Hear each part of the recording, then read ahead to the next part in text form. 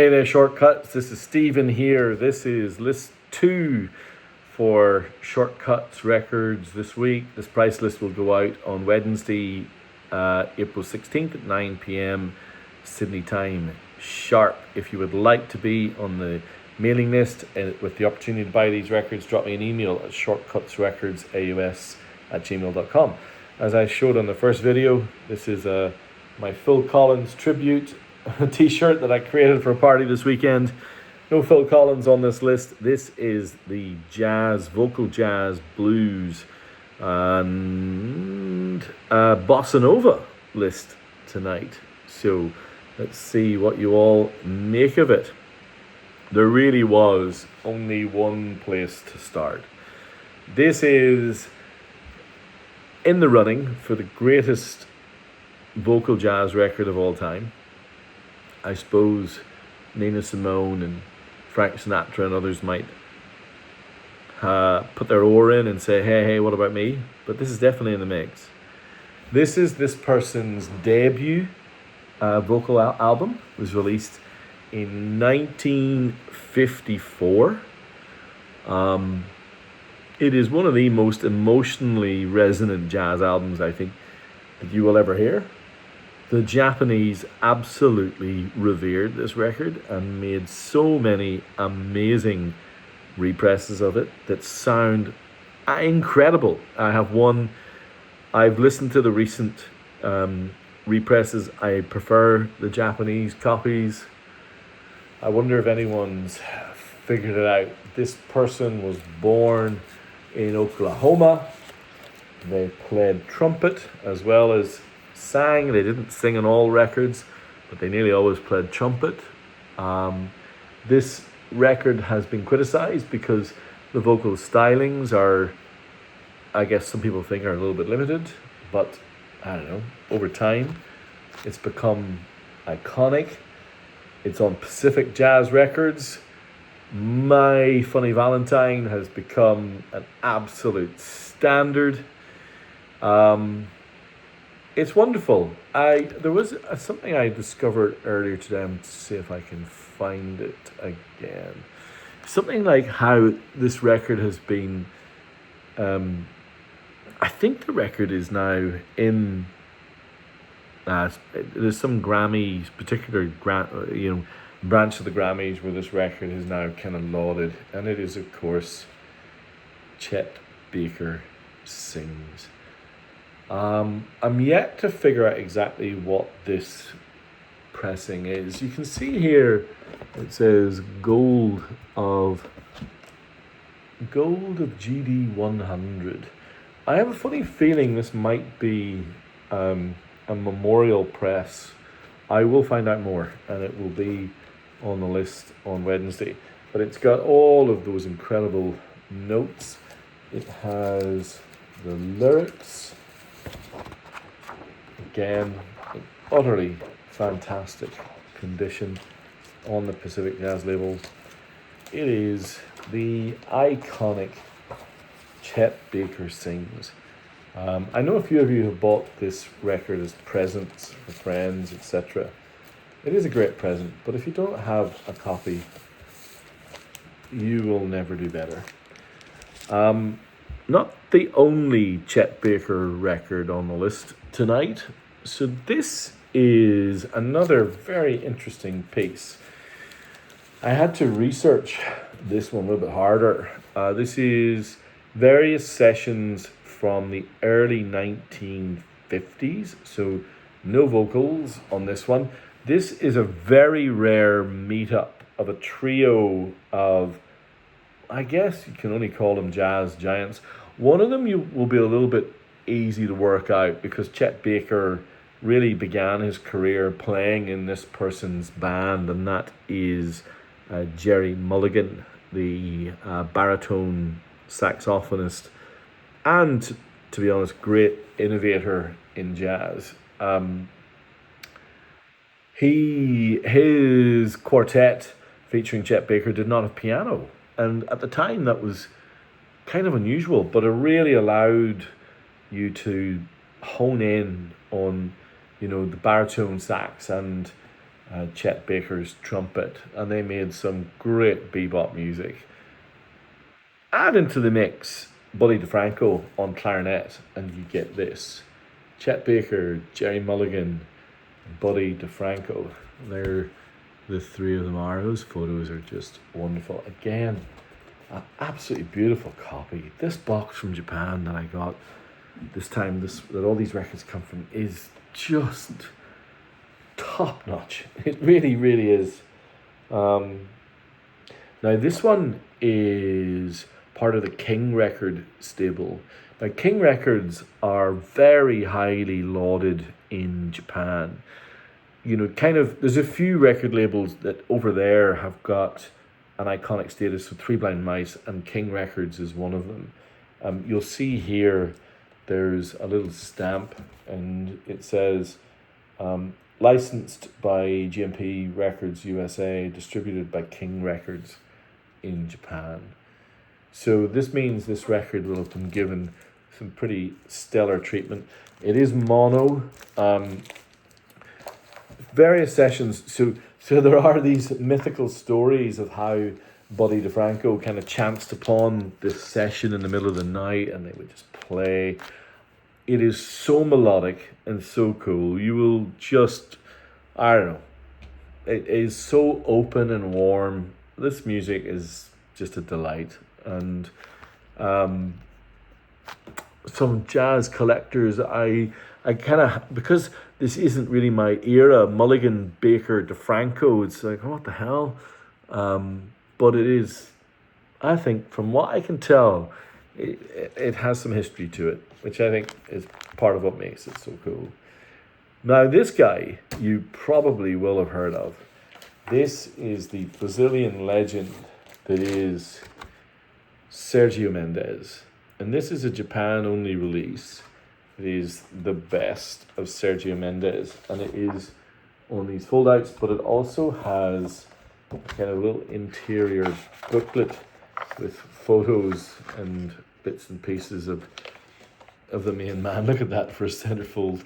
He looks so demure there.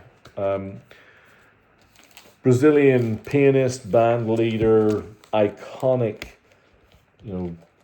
mix of the Brazilian kind of MPB and Tropicalia with pop music that really made him a megastar. Sold millions of records, God knows how many, of this lush kind of Latin infused pop music. You all know these sun-drenched songs with, sometimes with female vocalists, Lana Hill being the vocalist, who learned phonetically her songs because she didn't speak Portuguese. This is on the early Atlantic Green and Blue label. It sounds great. Played it earlier. Oh, what a beautiful, beautiful thing. And again, you will see Sergio Mendes records in every kind of record fair and sometimes in op shops, etc. This one sounds wonderful. And I've kind of had my eyes open to Sergio Mendes because I have these vinyl nights from my house. For some of you are aware, you come round, bring some records, and we just play and talk. And Tim, you know who you are. You bought a Sergio Mendes record to the last vinyl night, and you played a tune that knocked our socks off. We were like, what is this? This is awesome. And we did not pick who it was. And so, I'm a fan. And I never really thought I'd say that. Now, Sergio Mendes is a Brazilian legend. And the link to the next record, which is Gilberto Gil's Nightingale, is that Sergio Mendes produced this record. There you can kind of see it. Produced by Sergio Mendes. So this is from 1979. Now, this is quite different to the kind of Tropicalia music from before, although you will hear some callbacks.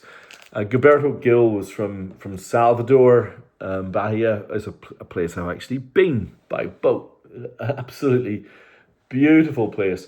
This is much more rhythmic and a little bit more rock oriented, but also has some reggae leanings that mean that it's kind of a little bit the wrong season because it is such a summer record as we move into autumn, but so joyful. He was so influential, and it's really nice that these records are appearing in my box because I've been asking for more of this type of music. And look at it, it's on that beautiful label that features the Doors and others and Elektra. It has one of the tracks that stood out to me was, I'm just going to make sure I get the right name, it's actually just called Ella, the third track on side one, and his tribute to Ella Fitzgerald. So cool. I cannot say enough. Now, one of the sad things about music in 2025 is the slow, inexorable demise of Vinyl Me Please that were my favourite vinyl club. I've got two Vinyl Me Please records here. For those of you who aren't aware of who Vinyl Me Please are, and maybe soon were, they were a kind of a record vinyl club that started out of Denver, Colorado, about 10 years ago, actually just over 10, 12 years ago. And I've been a member for 6 or 7 of those years, and loved it very, very much, and gathered up some of my favorite ever records, from A Tribe Called Quest to De La Soul to Muddy Waters, who we're about to talk about. Just so many records that I genuinely love. And so there are two blues records here that kind of, to a certain extent, bookend what I love about the blues scene that Vinyl Me Please celebrated. I'm going to start with this first one. So those of you who are aware of Vinyl Me Please will find this nostalgia trip kind of interesting. So this is what the original Vinyl Me Please Obies looked like. So this is from 2014. It's one of the very first records that they ever put out as a club.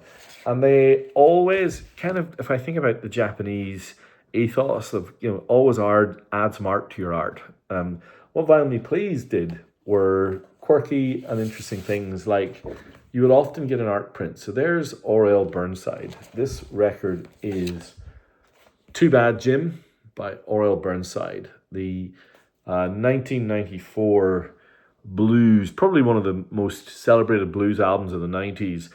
On the 20th anniversary, 2004, Vinyl Me Please did their version. You can see here it's still sealed.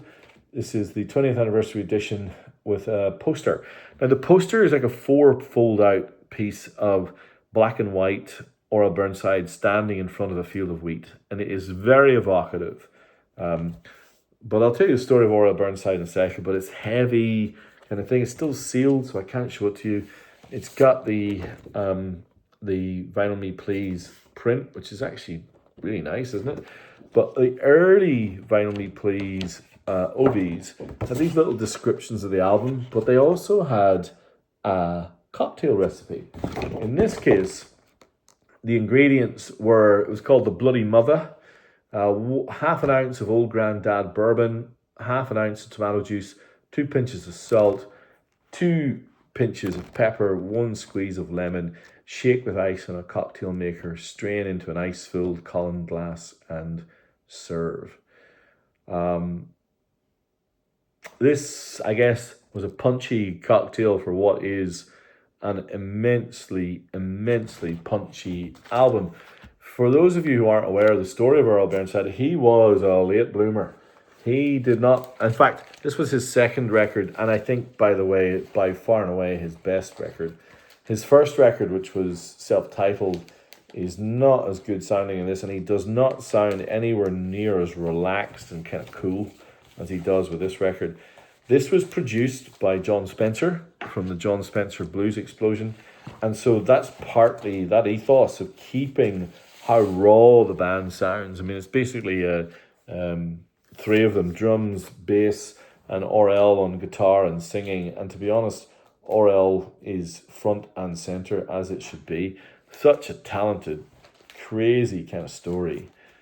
So there you have 2014 R.L. Burnside's Too Bad Jim, the original Vinyl Me Please offering, still sealed with the art print, the Obi, the cocktail recipe, and more. Produced by John Spencer, probably in terms of blues records from the 90s, you had this record and you had Junior Kimbrough's All Night Long is kind of still celebrating that raw kind of bluesy talent. I remember Rolling Stone writing about blues albums that you had to own, and this was on there. Yeah, I like it a lot. In terms of my favorite track, and if you were to start somewhere to explore R.L. Burnside, the one that I like best is Fireman Rings the Bell, which is track 5 on side 1. If you're new to R.L. Burnside, give that a go and play it as loud as you can. Now, that's one of the first, I think maybe even the first blues record that Vinyl Me Please featured. But this is the first Vinyl Me Please album that I ever owned. It is Fathers and Sons, Muddy Waters. Now, you guys have heard me talk about this album many times. It is one studio album and one live album. It is the white guys from Chicago blues, Mike Bloomfield, Paul Butterfield, reaching up to Muddy Waters, who they worshipped, and playing with him and Otis Spann and Donald Dunn and Buddy Miles on drums. It is absolutely wonderful. If you don't know it, don't have it, just trust me on this. The gatefold is incredible. The live album is spectacular. The studio album is even better. The whole thing, the story in here, there's a booklet. Let me just read. Lacquers cut by Kevin Gray, a coherent audio released on 2LP black vinyl with exclusive listening notes by Aaron Osman. And those listening notes telling the story of how those blues legends came together is worth the price of entry alone. I'm getting a low battery alert here, which is not ideal, so let me just plug this in. There we go. Now let's move past the blues onto our jazz section. Some true classics here on the United Artists label. I have Undercurrent by Bill Evans and Jim Hall. Bill Evans, of course, famously the pianist in some of Miles Davis's greatest bands, and Jim Hall being this beautiful guitarist. And if you can, I don't think it's possible to think of a more understated gem than this album. It is so profound. Its legacy is growing year after year. It is just such beautiful interplay. I never really thought I could be transfixed by guitar and piano, but you can. You absolutely can. It's so great. I can't tell you. And the cover. So sometimes you see this side being the cover, and sometimes you see this is the cover. Look at that. Oh, the sound quality of this thing, how they recorded it, it's stellar. It's so stellar. Now, I just mentioned Miles Davis. I'm going to put this one on the list today. This is Sketches of Spain. Miles Davis, the original kind of orange and white label, beautiful heavy record in fantastic condition with the original inner sleeve as well. 1960. Obviously, Miles Davis needs no introduction, but this is when he worked with Gil Evans, who was also a legend at the time. And as the name suggests, there's a little bit of Spanish flamenco influence on the jazz. It's a pretty bold and at times very lovely experiment. And so, yeah, give it a listen if you don't know it. Okay, I've got a couple more to go, and I love all three. This is What a Sleeve, Sophisticated Lou by Lou Donaldson. Now, this is from the ABC's reference library, but it's super heavy Blue Note vinyl. Now, I'm going to do a bit more digging into this, but I am pretty sure that this is a US first press that has made its way into the ABC library. Now, I'll give you some reasons why I think that. Can you see the blue label? But there's a little recess. Can you see that? You see, I'm just rubbing it with my finger now. Often those blue label prints like this are indicative of early US, that quite a lot of the early Blue Notes have that. And also the sleeve. The sleeve does not strike me as Australian at all. So even though it is from the ABC, I'm going to bet my bottom dollar that this was pressed and printed in the US. Now, by 1973, Lou Donaldson had moved kind of way past his hard bop kind of legend status and was making all sorts of different records, funk and soul.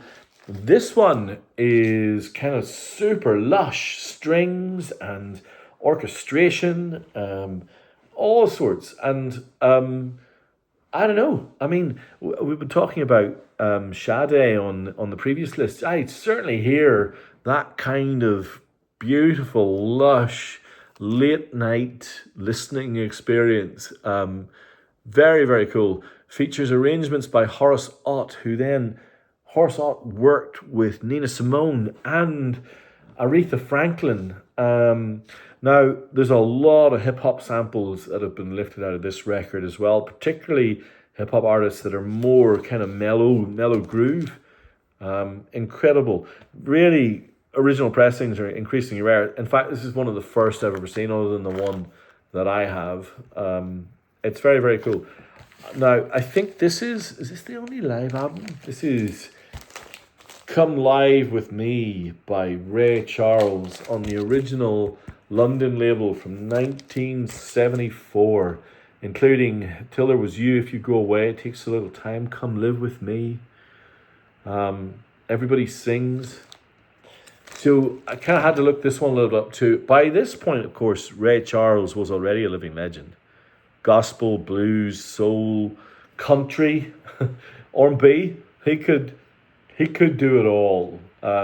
He started his own record label, which I really love, called Tangerine. Has really, if you ever see any Tangerine artists, just pick him up. It was, a very, very cool label. But this is lush, romantic Ray Charles, kind of storytelling Ray Charles. There were some originals in the mix as well, so it's not just all cover versions. He can ring melody from a stone, and he does an amazing job with this. He's a co-producer of the record. I think it just stands up. It's just super cool. Anyway, the brilliant Ray Charles. Now, finally, I am going to finish with this. One of the weird and kind of anomalies and kind of hard to understand things is the absolute Japanese devotion to Marilyn Monroe, which that's not the thing that kind of surprises me. Again, typical hard copy. But it's the kind of, in such a prurient place, the insistence on some of her racier shots, and also the insistence where they can of some kind of, upskirt shots and weird things. It's very odd, kind of inexplicable. But the big thing is that the records themselves, they produce them on the RCA label. They typically put them on mono, and I've heard, not just from a few of you, but I've heard it myself, they really do sound good. And those 50s tunes that were recorded for her songs, a lot of them are pretty iconoclastic, and so it's nice to have them all connected here. Let's see what we've got. Heat Wave, After You Get What You Want, River of No Return, She Acts Like a Woman Should. Very, very cool. And so, yeah, a kind of just odd fascination, but creates really beautiful records and sleeves and things. So there you have Marilyn Monroe, Japanese pressing. All the details will be on the price list on Wednesday. If you enjoyed this list, please leave me a comment or like or something, because so I know that these are worth doing and that there's people out there appreciating them. Hopefully you found or saw something new or interesting in there that you haven't seen before. Lots of love as always. If you want to be on the price list, drop me an email, shortcutsrecordsaus@gmail.com. Bye.